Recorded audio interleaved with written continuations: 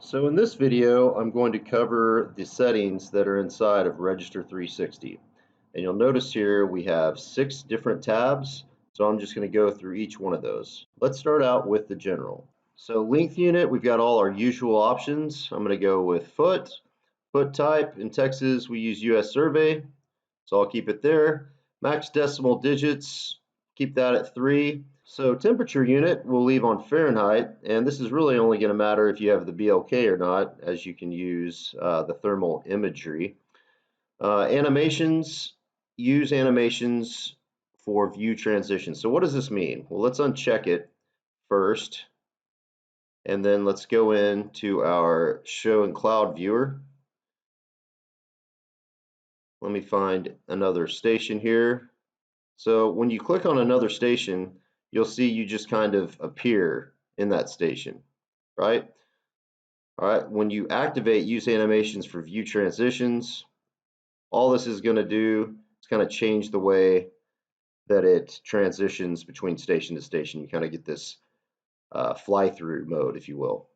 So that's all that does. Next on our list is under import, RTC 360 jobs, create sitemap tab on pre-import. After changing this setting, uncheck, then recheck the RTC job. So basically what this means is that a thumbnail will automatically be created upon import. So you'll see that viz data that's going to come from the RTC. All right, so export clean points. This is only going to apply to the E57, PTG, and PTX formats. It's pretty self-explanatory.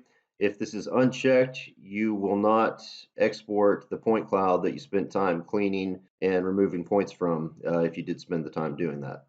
The last option you'll see at the bottom is for the external camera, and this is really only going to apply if you have an external camera. So you just have a few options here. Auto adjust if camera orientation is not done. Never auto adjust or always auto adjust. So that just depends on the preference you have with the camera you're working on. And again, if you're using the BLK or the RTC 360, just don't worry about this option. All right, let's move along to the next tab, links. Target options, max target error. So this comes out of the box as 0.033. I like to just take that to 0.030. So this is basically applying a parameter when you apply control. If it's not fitting better than 0.03, then it's not going to be considered a target for your control. All right, next we have auto sphere target diameter. You just want to make sure that you have the same size of your spherical targets, for those of you using spherical targets, in this field as the ones that you're using in the actual field. So if you're using 6-inch, make sure this reads 6-inch. If you're using 100 millimeter, make sure it is showing 100 millimeter. Okay, now let's get into the appearance of the links. And for those of you who haven't seen Register 360 before, let me just X out of here and go to my bundle. So you can see there's different colors that link these different stations. So if I click on one of these links here, you'll see I've got a link error of 100th.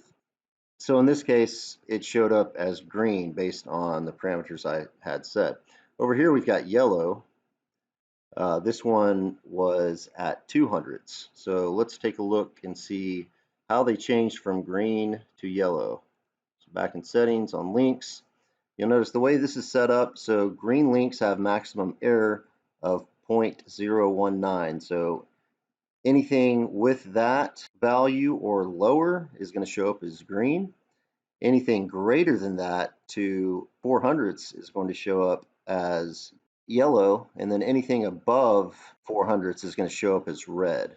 So we didn't actually get any in red on this one. I happen to have one that was, right at 200ths, which is actually okay, considering I had a lot of, moving trees, and on that particular link, there was traffic going by, so I didn't clean those cars before I registered it together.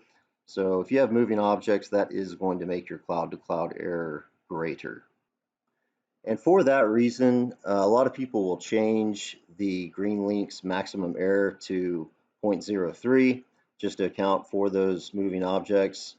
I don't like to do that just because I like to show everything on the report as survey grade. If I have issues with a cloud-to-cloud registration, I'll just clean out the moving objects if I really need to show a good report.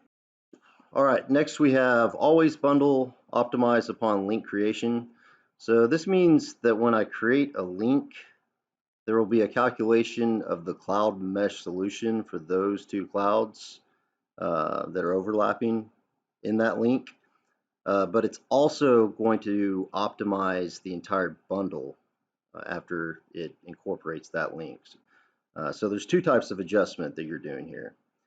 You're overlapping two clouds, but you're also creating a bundle adjustment. This is going to fine tune all your clouds based on each cloud alignment. So in other words, it's going to make a global adjustment to your entire project as you input each one of these new links. Why wouldn't you want to do that? I would probably uncheck this if I was doing a project that had hundreds of scans, because each time that you're going to go through and correct a link, if you need to, it's then going to go through all of the links every single time you do that, which if you have hundreds of stations, this can be time consuming. You can always get each link to link good and then optimize afterwards. That way, it's just saving you some processing time basically. Okay, the next one, allow link creation across sitemaps in the import area. I would see this useful if you're scanning different days and you're, importing, they're coming in on different sitemaps. You could then drag the bundle from one sitemap and then put it onto another previous sitemap that you have, and you can get those bundles from day one to day two then to link together in the sitemap. All right, moving on to licenses. Okay, so just real quick on licensing. I mean, this is where you set up the license to go either to your own workstation or computer. In this case, this is what I'm doing. I'm at localhost, so that's sort of the computer I'm using. If you needed to move it to a server, this is where you would do that. All right, cloud to cloud. Okay, so max alliterations and search radius, I'm going to recommend you change only because someone smarter than me told me to change these settings to 400, and this has to do with how many calculations it runs, and then also the search radius to 3. Max point density, keep that at 30, and normal threshold, keep that at 1. Prioritize targets in cloud to cloud. Let's talk about that real quick. So if you're using targets when you scan, each link is basically going to have two answers. You're going to have a cloud to cloud answer, which is going to be in the form of an error, and then you're also going to have a target error. If you have this box checked, then it's going to give you both solutions, but it's going to use the targets to put your bundles together. If you have it unchecked, your targets are still going to show up and you're still going to see the target error, but it's going to actually use the cloud to cloud to bundle your scans. So I'd go with whichever one you think is better. A lot of times when you're scanning outside, it's, you don't have a lot of vertical objects or unique features. Say if you're out, in a more of a open area. So I would use targets. It's probably better to go with cloud to cloud when you're somewhere like indoors, just because there's so many walls and different surfaces that it can align. Plus there's a lot of unique features. So you're probably going to get a super tight cloud to cloud error. All right, so moving on to filtering. You've got filtering options for both the RTC 360 and any P series. So you have a few options here. Remove intensity overloaded points. These are going to be areas where you have highly reflective surfaces that would otherwise cause like a fuzzy look coming off the object. Having that filter is going to prevent that and remove those points. Remove ambiguous points, remove mixed pixel points. Those are kind of self-explanatory. Then in the P series, you've got remove intensity overloaded points and remove mixed pixel points. So I can't really think of a situation where you would want to remove those filters. It seems like they're most helpful in cleaning up the point cloud, but if you get into a situation where you don't want filtering, this would be the place to remove those filters. All right, so lastly, we've got rendering.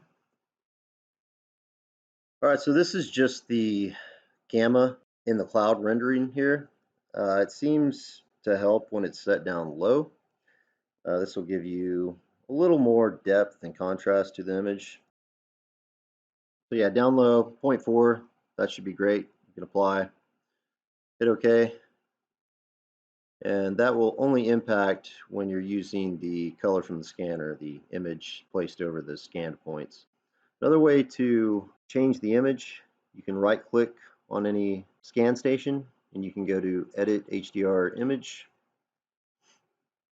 let it populate, and you can see you have different views. So whichever you prefer. Some images are going to look better in different lighting, so you can just go through those, and you find one you like, you can just apply to the selection, hit OK, and then all your images will go with that look. All right, that about covers it. Went through each one of these tabs, which are found inside of settings, inside of Register 360.